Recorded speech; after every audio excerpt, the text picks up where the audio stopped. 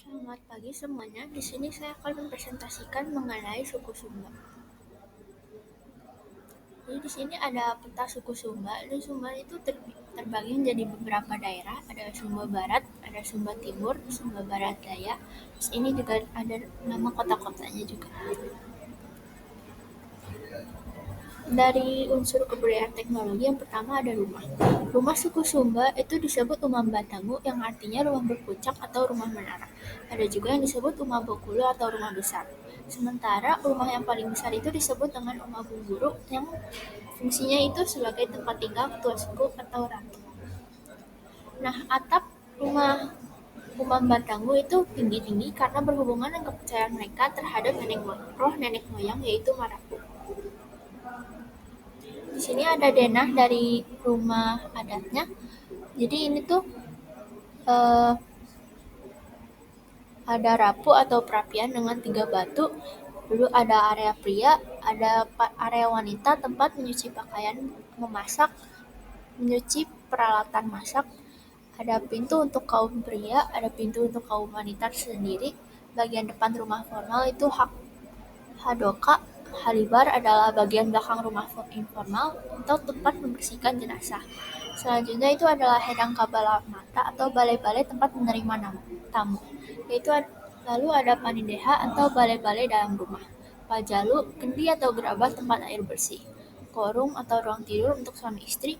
Lenang Erihanwangu adalah beranda atau teras untuk kaum wanita, sementara lenang penalunu adalah beranda untuk kaum pria yang formal.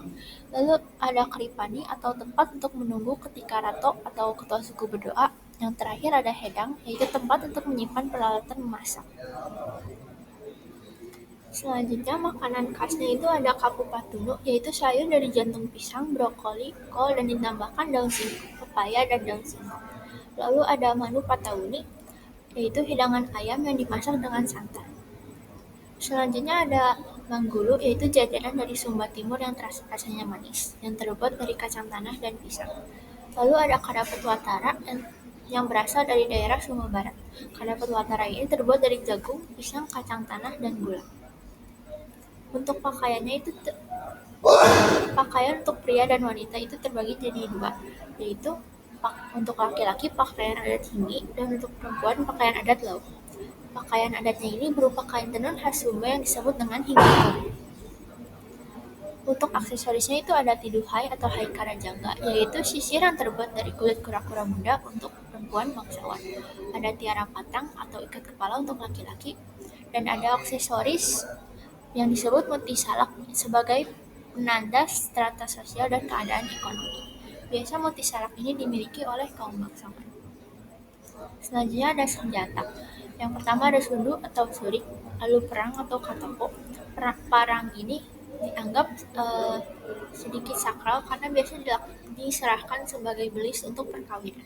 Selanjutnya ada kelewang.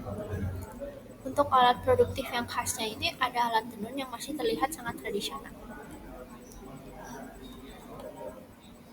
Agama suku Sumba rata-rata menganut animisme atau kepercayaan terhadap roh-roh nenek moyang.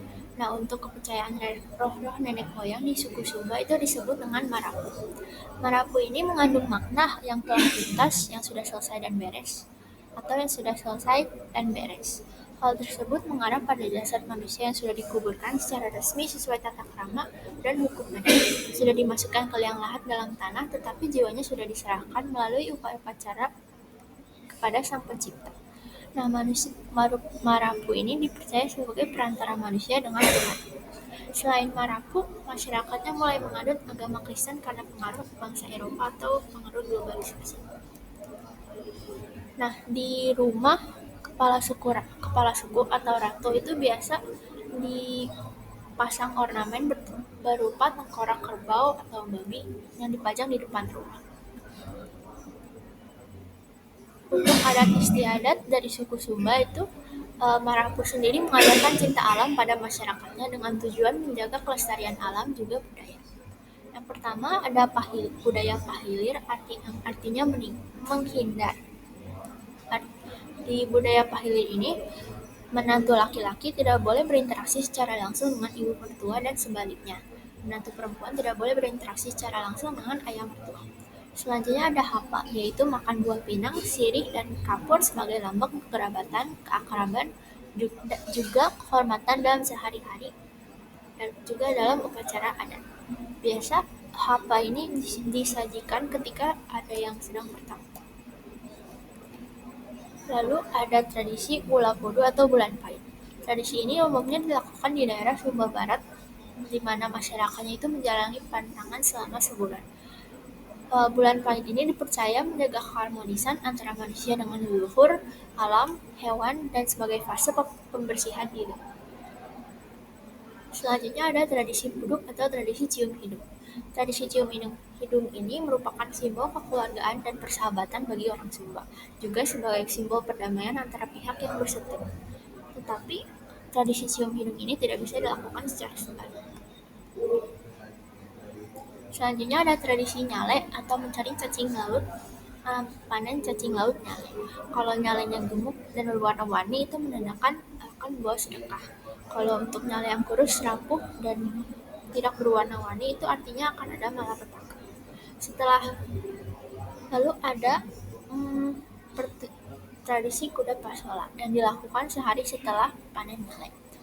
Pasola ini sebuah tradisi perang adat damai untuk merekatkan hubungan. Selanjutnya ada upacara kematian yang disebut marap.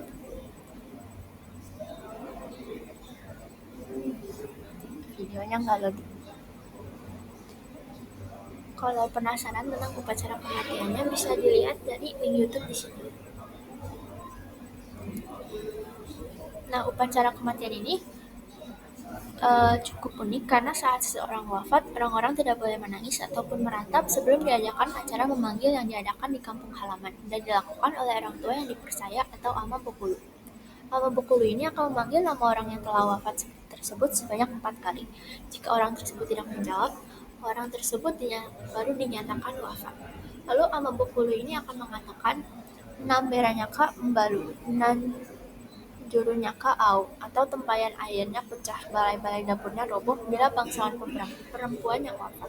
Sementara untuk bangsawan laki-laki akan dikatakan na jurunyaka jara, na batanyaka landu, atau yang artinya jatuh dari kuda, patah jambul di kepalanya.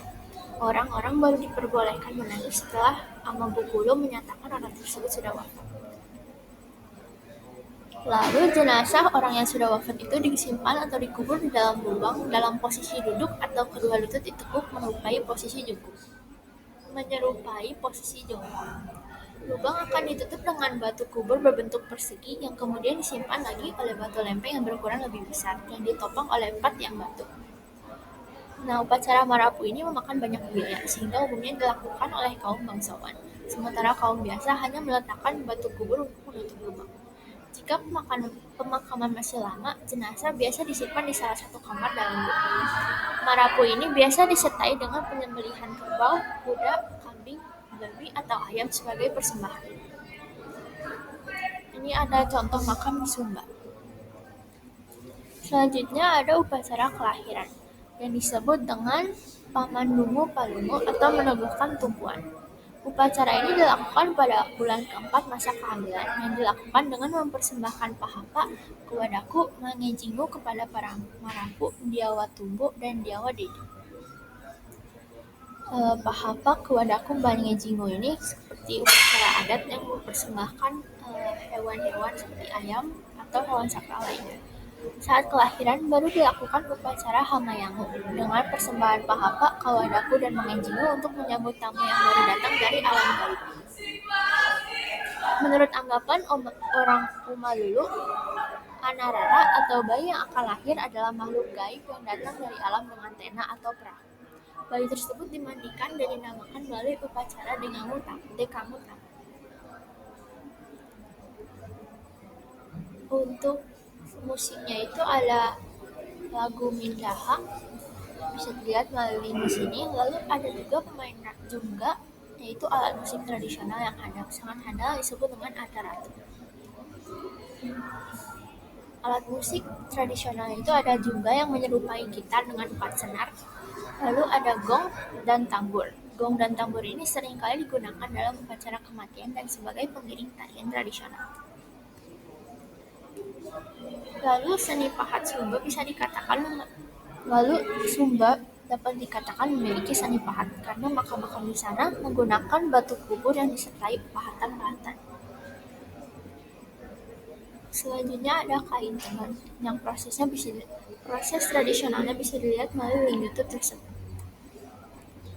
Kain tenunnya dibedakan berdasarkan motif-motifnya. Yang pertama ada motif ayam jago yang melambangkan kesadaran, pengorbanan, kehidupan, dan kepahlawanan.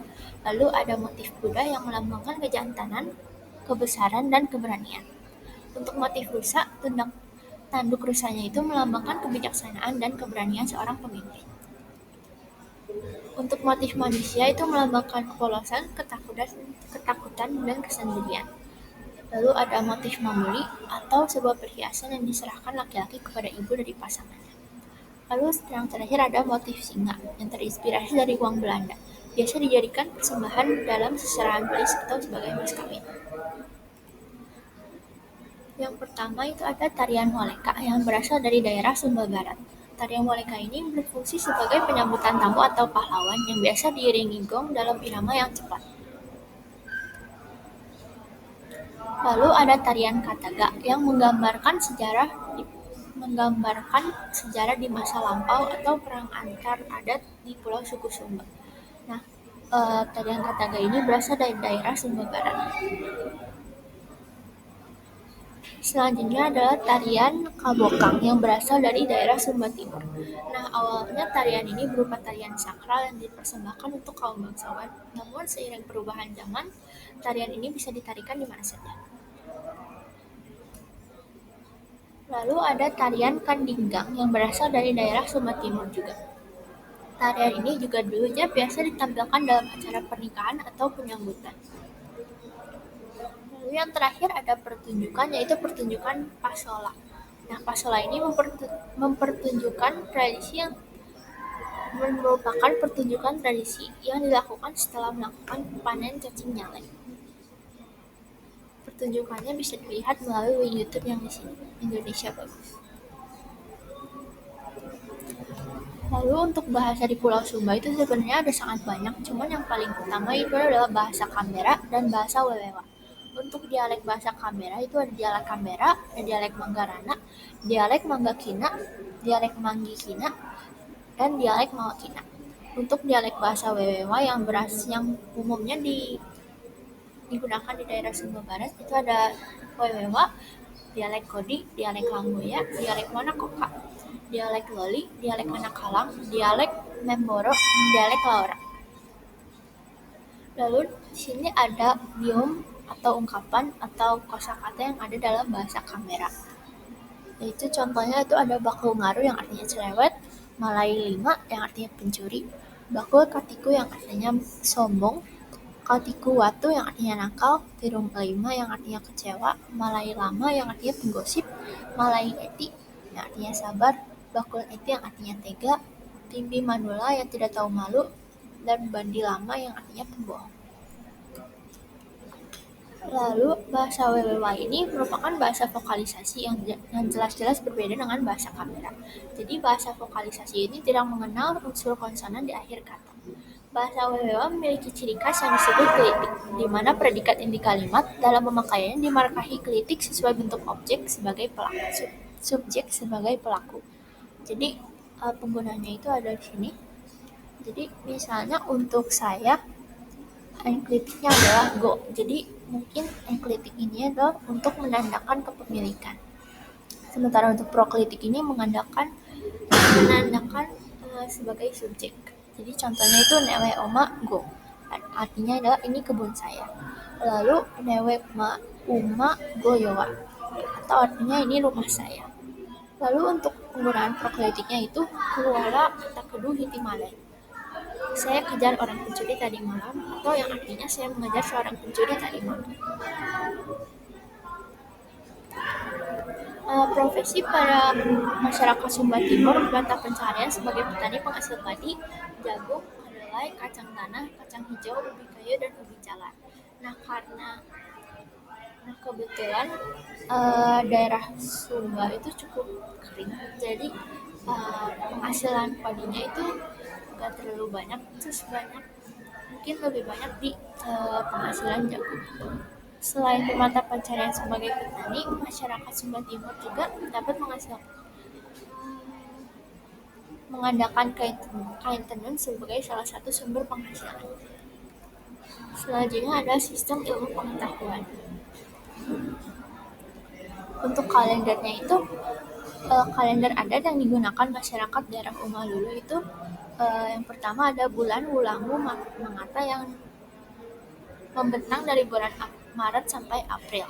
Nah, di bulan ini menghasilkan bulan ini tuh masyarakatnya menghabiskan hasil tahun yang lama dan menanti hasil padi tahun yang baru.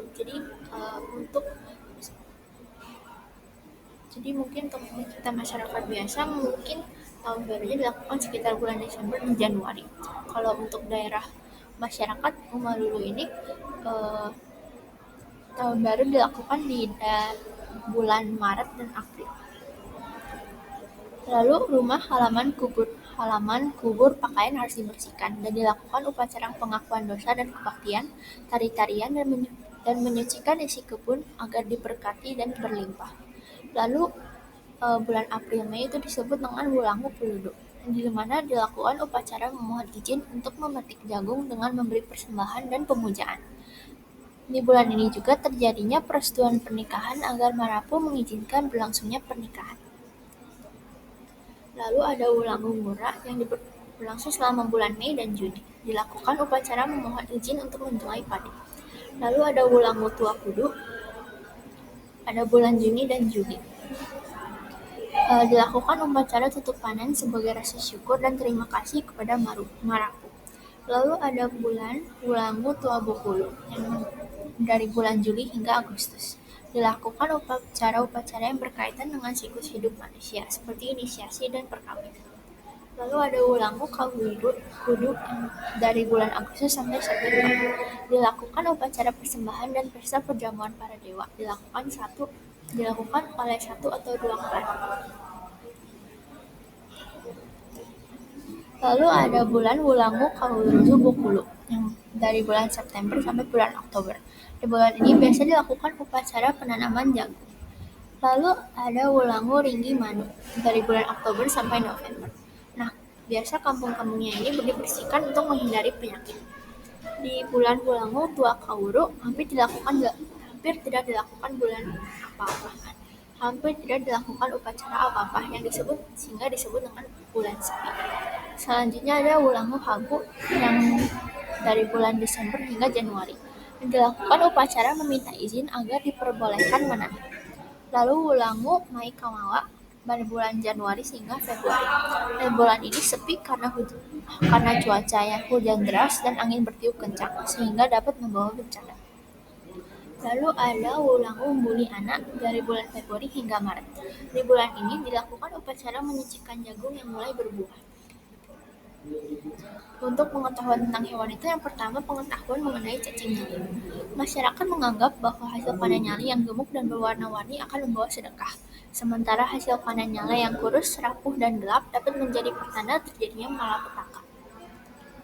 Untuk hewan-hewan yang dianggap sial itu burung hantu, burung alap-alap, dan burung gagak. Sementara hewan yang dianggap sakral yaitu pertama ada babi, yaitu hewan korban utama dalam upacara keagamaan yang dianggap dapat menyampaikan segala kehendak manusia kepada para Marapu. Selanjutnya ada kerbau yang biasa dikorbankan pada upacara-upacara keagamaan seperti perkawinan, kematian, membangun rumah baru, dan panen.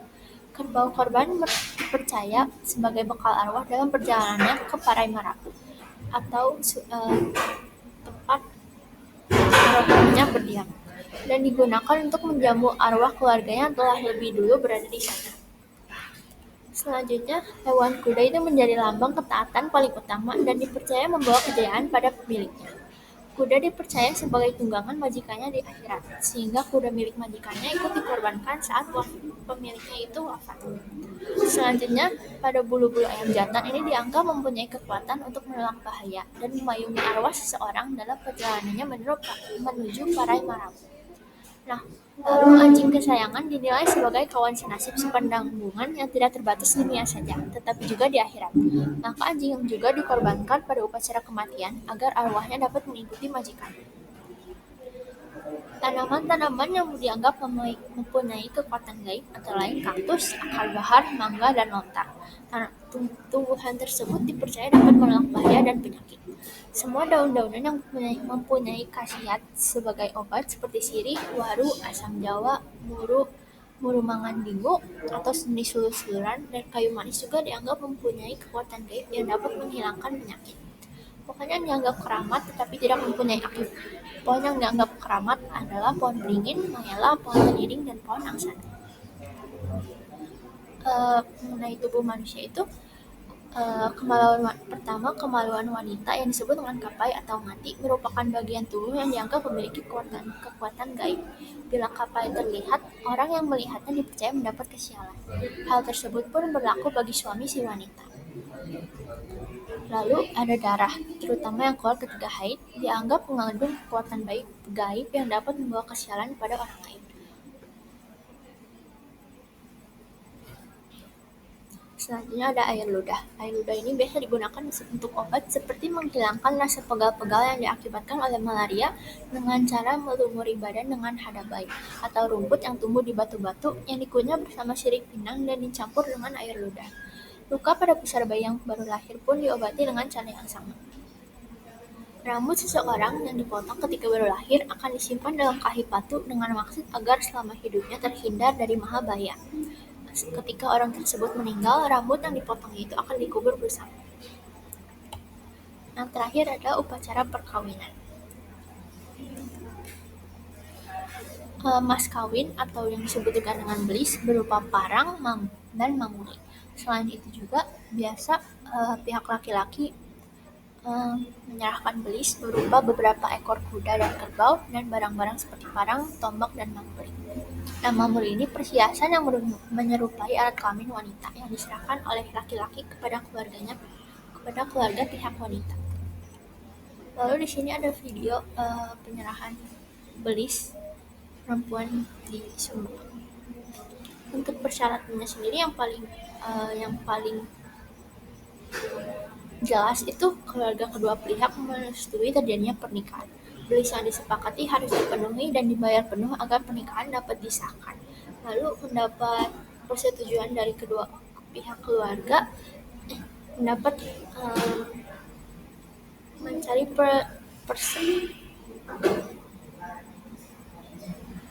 mencari perestuan dari marabu atau nenek moyang. Jadi pernikahan di daerah Sumba itu ada beberapa jenis. Yang pertama pernikahan tamala kurungu atau masuk bilik atau kamar, yang diawali dengan tahap perkenalan yang dimediasi oleh keluarga kedua calon mempelai. Nah, setelah sepakat akan menikah, maka calon pengantin laki-laki ini akan pergi ke rumah perempuan yang ditemani oleh juru bicara dan beberapa anggota keluarga. Pada saat itu, sebagian belis diserahkan kepada keluarga perempuan, berupa 2 kuda dan mamuli, sebagai jaminan perkawinan dan penetapan hak laki-laki untuk hidup bersama calon istrinya. Selanjutnya, laki-laki tinggal sementara di rumah perempuan dan bekerja dalam keluarga istrinya hingga upacara perkawinan dan 2 istrinya ke rumah si suami. Lalu ada pernikahan harimau atau menyiangi. Nah, di mana laki-laki dan perempuan ini sudah pacaran atas persetujuan keduanya. Laki-laki akan tinggal di rumah perempuan.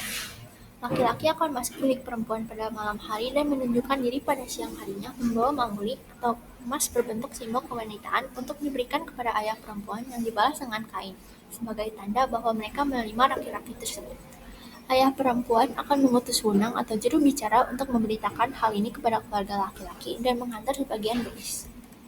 Lalu yang terakhir adalah pernikahan kawin tangkap. Kawin tangkap ini merupakan pernikahan yang dilakukan tanpa melewati tahap peminangan karena adanya kepentingan kekerabatan atau ketidaksanggupan memberikan belis. Setelah laki-laki menjemput perempuan dengan kuda, Laki-laki ini akan memberikan seekor kuda dan sebuah parang kepada keluarga perempuan sebagai permintaan maaf. Kawin tangkap awalnya berupa tradisi turun-temurun, tetapi sekarang kawin tangkap menjadi aksi penculikan dan praktik kekerasan terhadap wanita. Pakaian khas untuk pernikahan yaitu menggunakan baju adat, yaitu hinggi-komo untuk laki-laki dan lauk-kombu untuk perempuan. Untuk perayaan pernikahannya ini biasanya dilakukan di rumah pihak wanita. Setelah menikah, umumnya wanita akan tinggal di rumah suaminya karena wanita tersebut bergabung dengan kawan suaminya. Tapi seorang pria akan tinggal di rumah pihak wanita apabila pria tersebut belum mampu membayar atau memberikan belis sepenuhnya. Pria dan wanita itu baru diperbolehkan pindah rumah ketika pria sudah melunasi belis yang dijanjikan. Jadi setelah mengenali dan menelusuri kebudayaan suku Sumba, saya menyadari betapa indahnya keragaman budaya yang dimiliki oleh Indonesia. Saya lebih kagum dan bangga dapat tinggal di negara dengan budaya-budaya yang beragam. Setelah itu, saya pun menyadari bahwa budaya-budaya tradisional tersebut mulai tergeser ke budaya dan nilai-nilai modern. Saya ingin turut melestarikan kebudayaan tradisional tersebut, yang dimulai dengan kebudayaan milik saya sendiri. Sekian presentasi saya, terima kasih.